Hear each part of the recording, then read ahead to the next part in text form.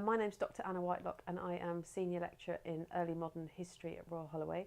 I'm also Director of the Centre for Public History, Heritage and Engagement with the Past.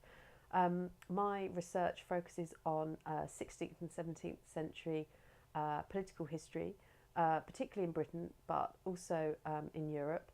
I focus particularly on the court, monarchy, issues of gender, politics and power.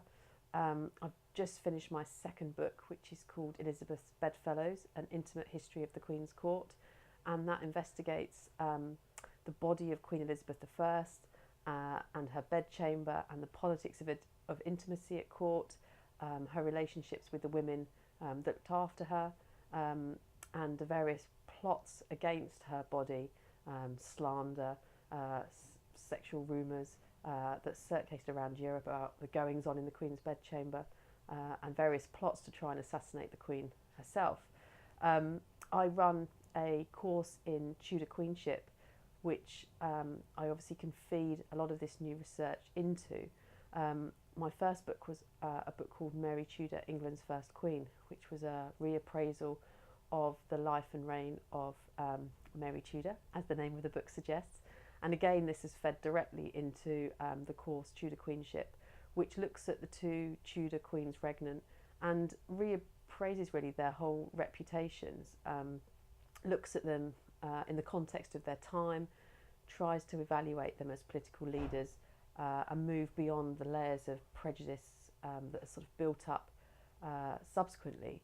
Everybody's familiar with Gloriana, Good Queen Bess, Elizabeth's on almost every other Hollywood film, it seems. Mary kind of gets rather shortchanged in terms of public attention.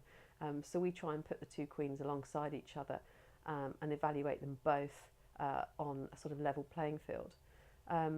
So my research very much feeds into those courses, and that course is something that I devised when I first came to Royal Holloway, and proves very popular with students, and it's a very fun course where students sort of always come to it with a sense that they know something about the Tudor period, which is great, but we also hopefully try and challenge their preconceived ideas and the knowledge that they've already gained.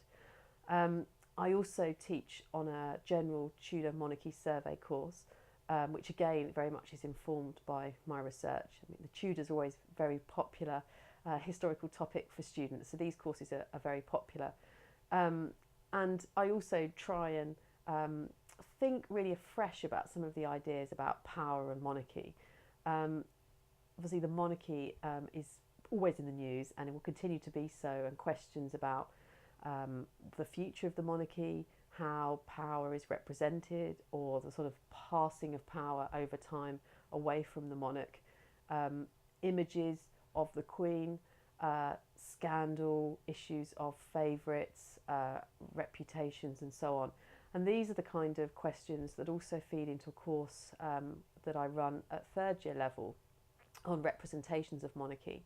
And there we look at all kinds of sources, visual sources, poetry, plays, letters, coins, all kinds of things really, to see how people engage with their monarch, how people saw the monarch during the 16th and 17th century, and how the nature of the response to the monarchy changed over time, and obviously running up until the Civil War. And so these questions, of course, are very popular historically, but also are very relevant today. So really the work that I do, and I do a lot of work also in sort of public arena, commentating on the monarchy and the royal family, is very much central to both my research and the teaching that I do. The MA in Public History, which I also look after at Royal Holloway, is again draws on my interests in communicating history to a wider audience. I'm very committed to history as an academic discipline. I love going into archives, looking at old documents. I mean, that is obviously the very stuff of history, but I'm also very passionate about talking to people who aren't necessarily within the kind of historical community, telling them about the kind of research that I'm doing. So I'm very involved with radio programs and try to communicate ideas through the media as well. And the Public History MA is very much about students doing the same kind of thing, working with institutions and museums and heritage institutions and media companies to communicate history to a wider audience. So really the sort of passion for history, both in the sort of traditional sense of the discipline, is very much at the root of what I do, but also a real commitment to popularising history both within and outside the academy.